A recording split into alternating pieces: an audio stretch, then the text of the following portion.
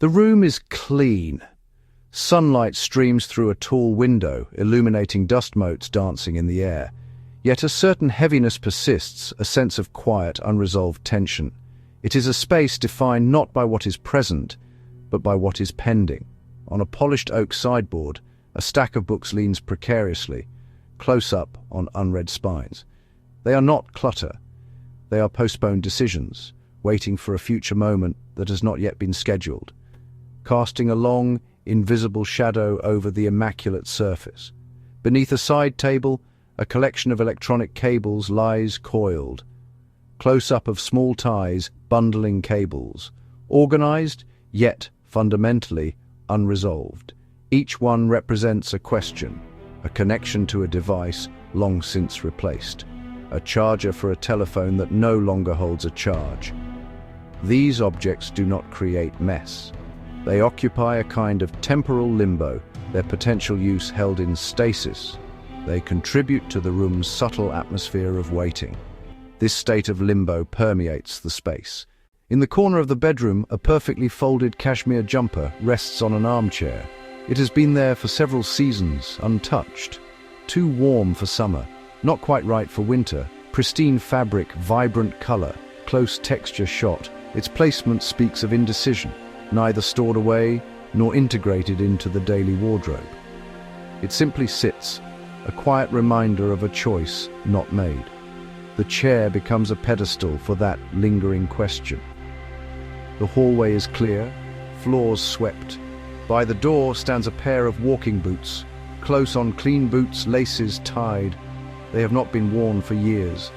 They represent a past activity, a former self, a path no longer taken, a quiet statement of ambiguity, not being discarded, nor being prepared for a future expedition. They are simply waiting. This state of limbo permeates the space, making the clean, open areas feel less like a feature of design and more like a pause between unmade decisions. Every undecided object poses a silent question. A small, ornate box on a bookshelf asks, "What should you do with the sentimental trinkets I hold?" It is not a demand, but a persistent, low-level inquiry. It adds a layer of friction to simply inhabiting a room.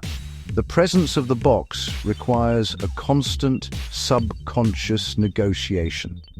To look at it is to be reminded of the task of sorting its contents, a deferred task. This deferral is a choice in itself. Piles of paper neatly stacked on a desk are not just paper.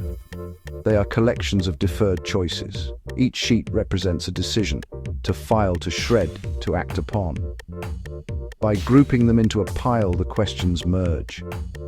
When will you address us? The category of later becomes a physical location within the room. This space is neat but dense with unresolved potential. Consider a drawer filled with miscellaneous household items, a lone key, a set of foreign coins, a single earring. Each item is a fragment of a forgotten story. To what lock do I belong? Asks the key. From what journey did we return? Ask the coins. Keeping them together doesn't answer, it merely contains them. The drawer becomes a container for indecision. On the floor of a wardrobe sits a sports bag, zipped and ready.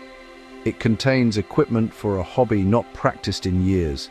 The bag is a self-contained unit of intention. Its question is one of identity. Are you still the person who does this? Leaving it there avoids finality, letting unresolved friction persist as a feature of the space. 3 empty boxes appear in the center of the room.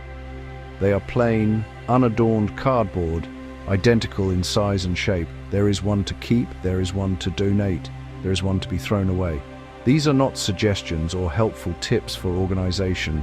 They are absolute boundaries, a new set of physical laws imposed upon the space and its contents. Their stark, uniform presence changes the room's dynamic. They offer no guidance, only destinations. They are the endpoints of a decision. The first box, designated for keeping, is not a vessel for storage. It is a boundary defining what will remain. An object placed within it does not simply continue its existence, it is affirmed. Its place in the room is re-established by a conscious, final act. The box is a space of confirmation. Items that enter it are stripped of their questioning nature. They are no longer pending or deferred. Their role is decided with deliberate permanence. The second box, for donation, represents a different finality, continuation elsewhere. Placing an item inside is an act of severance. The object's history here concludes at the box's edge. Its potential is transferred, its story redirected to an unknown future outside these walls. The box dictates that it must go. It is a conduit for departure. The third box, for disposal, is the most absolute, the end point. An object that crosses its threshold is designated for cessation, meaning and function end. This box is not for the conventionally broken. It is for things whose journey has concluded entirely. To place something inside is to make an irreversible declaration. Its story is over. The box functions as a law of termination, a final, unyielding border beyond which the object no longer exists in any meaningful form. As objects are assigned to one of the three boxes, a transformation occurs. It is not one of cleaning or tidying, but of conclusion. A stack of magazines is dismantled, one is placed in the keep box, the rest go to the third box. The coffee table is now simply a coffee table. Its surface is unburdened. It no longer supports postponed activity. It is a surface at rest. The drawer of miscellaneous items is opened. The single earring is placed in the disposal box. The foreign coins go to donation. The loan key is discarded. The drawer is closed, holding only a few useful objects. The chorus of tiny questions has been silenced. The drawer is no longer ambiguous. Its purpose is clear. The act is one of decision, not organization.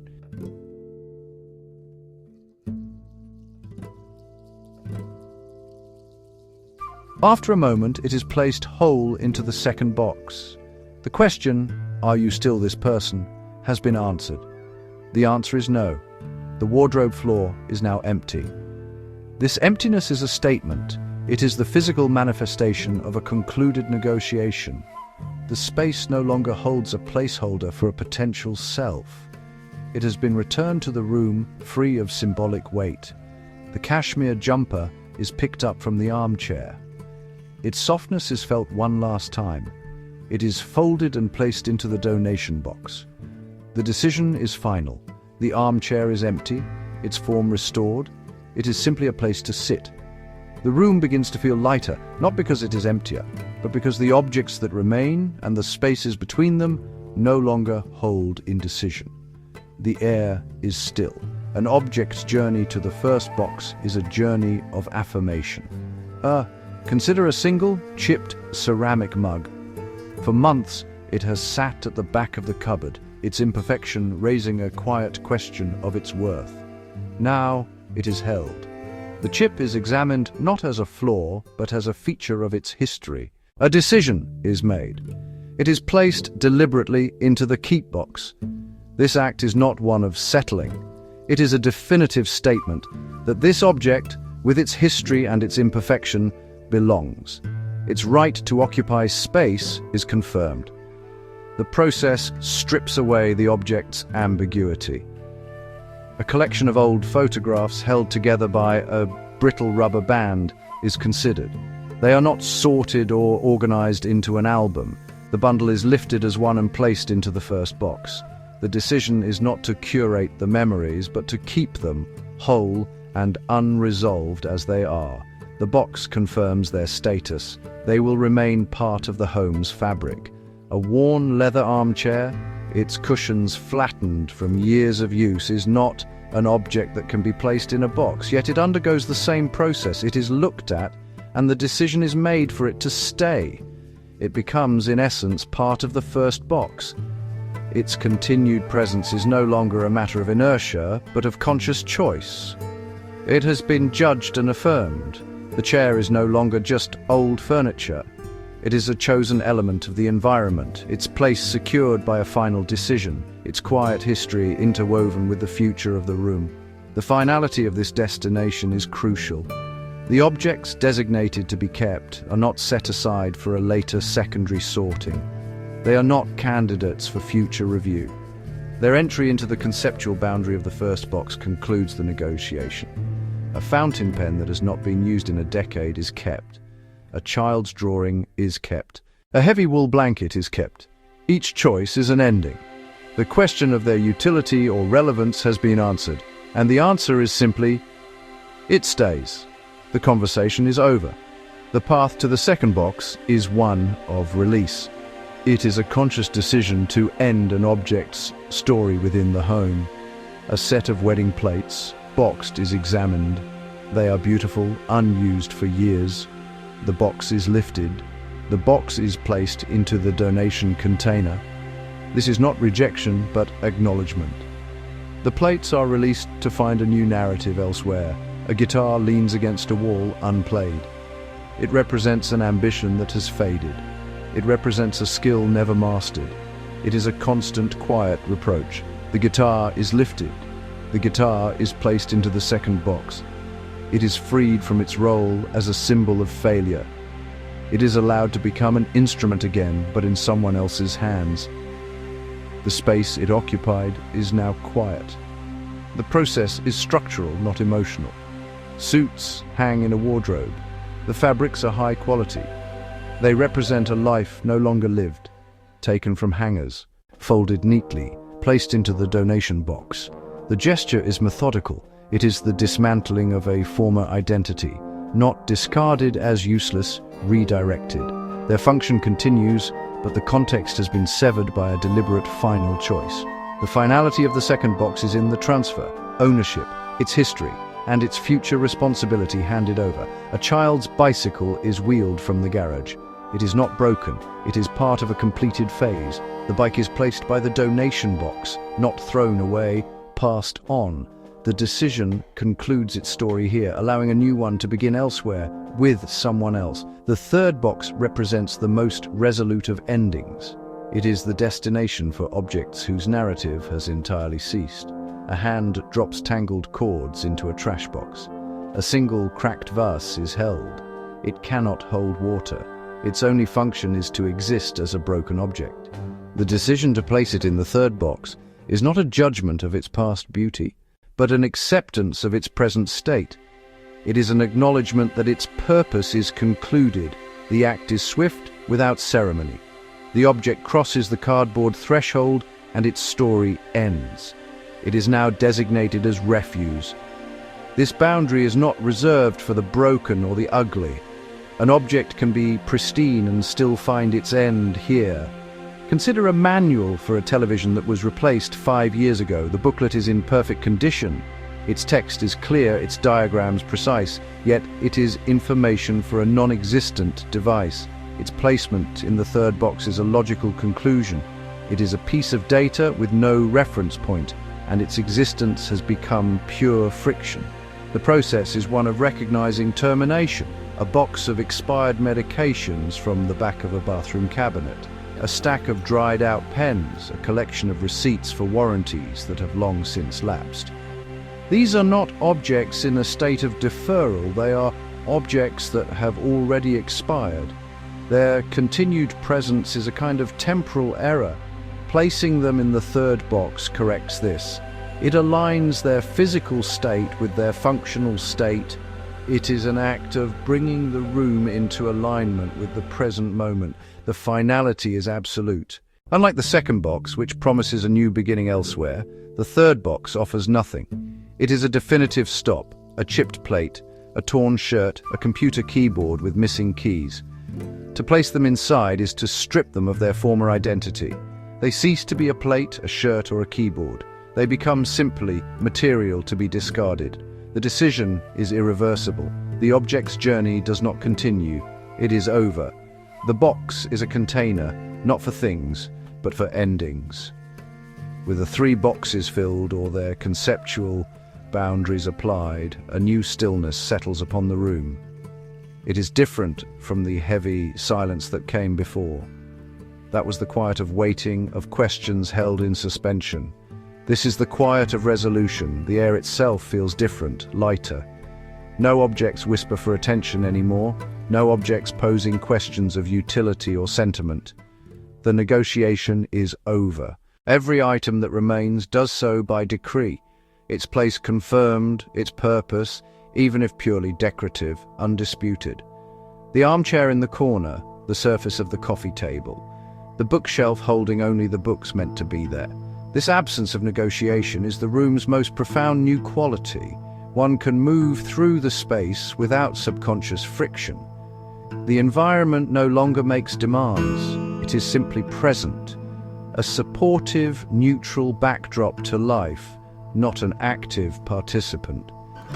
This is not minimalism or Spartan emptiness. The room can still be full of objects, but each object passed through a final decision. A collection of ceramic figures on the mantelpiece, once a source of dusting-related sighs, now feels intentional. They were through the trial of the boxes assigned to keep. Their presence is a deliberate choice. They have earned their place, stripped of their power to annoy. The stillness is the sound of concluded thought. It is the peace after a choice is final. The room breathes. No more piles of later, no more drawers of maybe. The physical environment reflects completed mental acts. This alignment creates a profound calm. The space is a quiet territory of answers. It is finished. The room now possesses a quality of readability. Before, it was a complex text, full of ambiguous phrases and parenthetical clauses in the form of uncertain objects. Now it is a clear statement. The eye can travel from one object to another and understand its presence without question. The function of each area is self-evident. A desk is for working, a chair is for sitting, a shelf is for displaying chosen items. The space communicates its purpose directly without the static of indecision. This readability extends to the spaces between things. The empty surface of a table is not a void waiting to be filled. It is a deliberate space, a pause in the room's composition. It has its own integrity. This negative space becomes as important as the objects themselves, providing balance and allowing each chosen item to possess its own distinct presence. The room is no longer a container for a random assortment of possessions, but a carefully composed environment where every element and every space has a reason for being. The flow of movement through the home becomes effortless. There are no more stacks of books to sidestep, no more boxes of forgotten papers creating subtle blockades in hallways. The paths are clear, not because they have been swept, but because the items that once encroached upon them have been subjected to a final decision. The physical layout of the home now supports a more fluid and logical pattern of daily life. The structure of the space has been brought into alignment with the intentions of the person who inhabits it. Ultimately, the space has become honest. It no longer holds relics of past selves or placeholders for future ambitions. It reflects the present reality.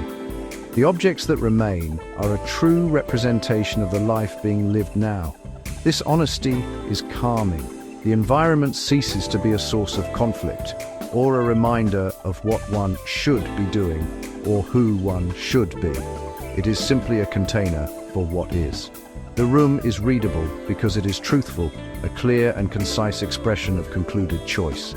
The final state is one of quiet continuity. The sun sets, the light in the room changes, the fundamental character of the space remains constant. It is a stable environment. The decisions have been made, the boundaries drawn. The room no longer exists in a state of flux. It simply is. This stability provides a foundation for the days that follow, a silent, supportive presence. Life can proceed from this point of resolution. The absence of pending decisions allows for a different kind of focus.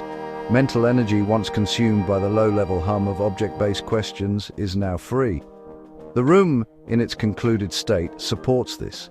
It does not offer inspiration or motivation. It simply offers a lack of distraction, a neutral field where thoughts can form without being snagged by reminders of procrastination. The continuity of the space allows for a continuity of mind, a smoother, more uninterrupted flow of consciousness. This is not an end to accumulation, a newspaper, a gift, a purchase. The framework of the three boxes now exists as a permanent law of the space. Future objects will be assessed and assigned a destination swiftly. The system prevents the return of the heavy, questioning silence, and maintains the room's readability over time. The room is not frozen, it is prepared and can absorb the future without being burdened. The quiet continuity is a sign of a resilient, ordered life. The space can process change without accumulating unresolved friction. The chairs, the tables, the shelves, the clear, open floors stand ready. They are not waiting for anything. They are simply continuing, providing a silent, stable stage for whatever comes next.